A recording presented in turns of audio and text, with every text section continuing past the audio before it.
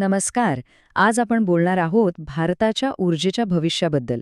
नुकतीच एक अशी घडामोड झालीय जी देशाच्या ऊर्जा सुरक्षेचं चित्रच बदलून टाकू शकते. भारताने अणुऊर्जा क्षेत्रात एक जबरदस्त झेप घेतलीय. चला तर मग जाणून घेऊया काय आहे ही ऐतिहासिक घटना आणि ती आपल्या सगळ्यांसाठी इतकी महत्वाची का आहे. हे शब्द फक्त एका तांत्रिक यशाबद्दल नाहीत, तर यामागे एक मोठा राष्ट्रीय अभिमान आहे. पण पंतप्रधानांनी वापरलेला हा शब्द क्रिटिकॅलिटी याचा नेमका अर्थ काय होतो, चला एकदम सोप्या भाषेत समजून घेऊ. सोप्या भाषेत सांगायचं तर क्रिटिकॅलिटी म्हणजे अणुभट्टी खऱ्या अर्थाने जागी झालीय.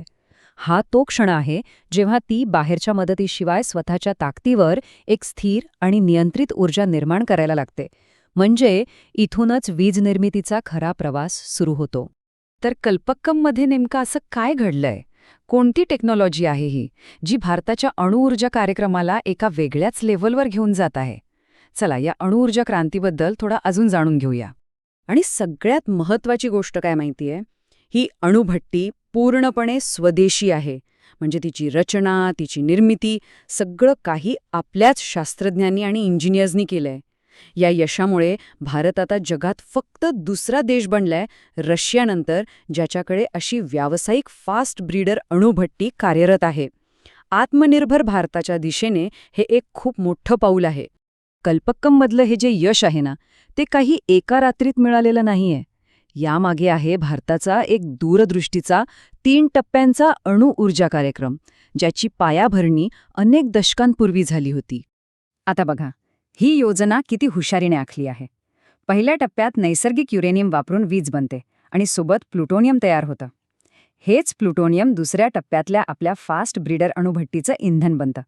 आणि गंमत म्हणजे ही अणुभट्टी वीज तर बनवतेच, पण वापरलेल्या इंधनापेक्षा जास्त इंधन तयार करते. हो, आणि हेच आपल्याला थेट तिसऱ्या टप्प्याकडे घेऊन जातं, जिथे भारताचा प्रचंड मोठा थोरियमचा साठा वापरला जाईल. हे यश मिळवायला सोपं नव्हतं. या एका प्रोजेक्टला प्रत्यक्ष यायला 2 दशक लागली. या प्रवासात अनेक तांत्रिक आव्हानं होती, पण आपल्या हजारो शास्त्रज्ञांच्या आणि अभियंत्यांच्या अथक परिश्रमामुळे हे स्वप्न आज खरं उतरलं आहे. आता येऊया सगळ्यात इंटरेस्टिंग प्रश्नाकडे. याला ब्रीडर अणुभट्टी का म्हणतात? म्हणजे जी अणुभट्टी इंधन वापरण्याऐवजी ते तयार करते, हे कसं काय शक्य आहे? चला यामागचं सायन्स एकदम सोप्या भाषेत समजून घेऊ. फरक एकदम सोपा आहे. आपली गाडी जशी पेट्रोल वापरते तशी सामान्य अणुभट्टी इंधन वापरते. पण ब्रीडर अणुभट्टी म्हणजे जादू आहे.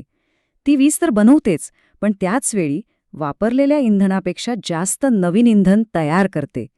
हेच या टेक्नॉलॉजीचं खरं वैशिष्ट्य आहे. तर हे घडतं कसं? अणुभट्टीच्या मध्यभागी इंधन ऊर्जा तयार करत असतं. या प्रक्रियेत जे न्यूट्रॉन्स बाहेर पडतात ते बाजूला ठेवलेल्या युरेनियमवर जाऊन आदळतात आणि त्याचं रूपांतर नवीन इंधनात म्हणजेच प्लुटोनियममध्ये करतात. थोडक्यात काय, तर ती वापरलेल्या इंधनापेक्षा जास्त इंधन ब्रीड करते म्हणजे तयार करते.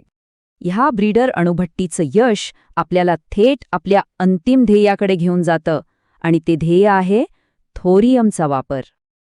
फास्ट ब्रीडर अणुभट्टी म्हणजे आपल्या अणुकार्यक्रमाच्या दुसऱ्या आणि तिसऱ्या टप्प्याला जोडणारा एक महत्त्वाचा पूल आहे. खरं तर हे तंत्रज्ञान म्हणजे भारताच्या प्रचंड मोठ्या थोरियमच्या खजिन्याची चावी आहे, ज्यामुळे आपल्याला भविष्यात अमर्याद स्वच्छ ऊर्जा मिळू शकते. 60 पट. जरा विचार करा. याचा अर्थ आपल्याकडे जेवढा युरेनियमचा साठा आहे त्यातून आपण पारंपरिक अणुभट्टीपेक्षा तब्बल 60 पट जास्त ऊर्जा मिळवू शकतो. ही प्रचंड कार्यक्षमता भारताच्या ऊर्जा सुरक्षेसाठी एक खरा गेम चेंजर आहे. तर या ऐतिहासिक यशानंतर आता पुढे काय? सरकारची योजना काय आहे आणि हे तंत्रज्ञान भारताला भविष्यात कुठे घेऊन जाणार आहे? चला बघूया. गेल्या काही वर्षांमध्ये भारताची अणुऊर्जा क्षमता बरीच वाढली आहे आणि ही तर फक्त सुरुवात आहे. सरकार आता या क्षेत्राला आणखी गती देण्याच्या तयारीत आहे. हो, भारताचं लक्ष्य आहे 2047 पर्यंत 100 गिगावॅट अणुऊर्जा क्षमता गाठण्याचं. आजच्या क्षमतेच्या तुलनेत ही प्रचंड मोठी झेप आहे आणि फास्ट ब्रीडर अणुभट्टीसारखं तंत्रज्ञान हे ध्येय गाठण्यात खूप मोठी मदत करणार आहे. आणि सरकार फक्त मोठ्या अणुभट्ट्यांवरच लक्ष देत नाहीये. भविष्याचं तंत्रज्ञान जसं की लहान आणि अधिक सुरक्षित स्मॉल मॉड्युलर रिॲक्टर्स यांच्या विकासासाठी सुद्धा मोठी आर्थिक तरतूद केली आहे. यावरून भविष्यात अणुऊर्जेला किती महत्त्व दिलं जाणार आहे हे स्पष्ट दिसतं. तर मग आज आपण काय पाहिलं? भारताने फास्ट ब्रीडर अणुभट्टी सुरू करून एक ऐतिहासिक कामगिरी केली आहे. या यशाने आपल्या अणुकार्यक्रमाचा दुसरा टप्पा सुरू झालाय आणि सगळ्यात महत्त्वाचं म्हणजे थोरियम वापरण्याचा मार्ग मोकळा झालाय. हे सगळं भारताला ऊर्जा क्षेत्रात आत्मनिर्भर बनवण्याच्या दिशेने एक निर्णायक पाऊल आहे. कल्पक्कममधलं यश हे फक्त एक सायंटिफिक अचीव्हमेंट नाही, तर भारताच्या ऊर्जा स्वातंत्र्याच्या प्रवासातलं एक महत्त्वाचं वळण आहे. तर मग प्रश्न हा उरतो की या तंत्रज्ञानामुळे भारताच्या ऊर्जा स्वातंत्र्याचा मार्ग आता खऱ्या अर्थाने खुला झाला आहे का? यावर नक्की विचार करा.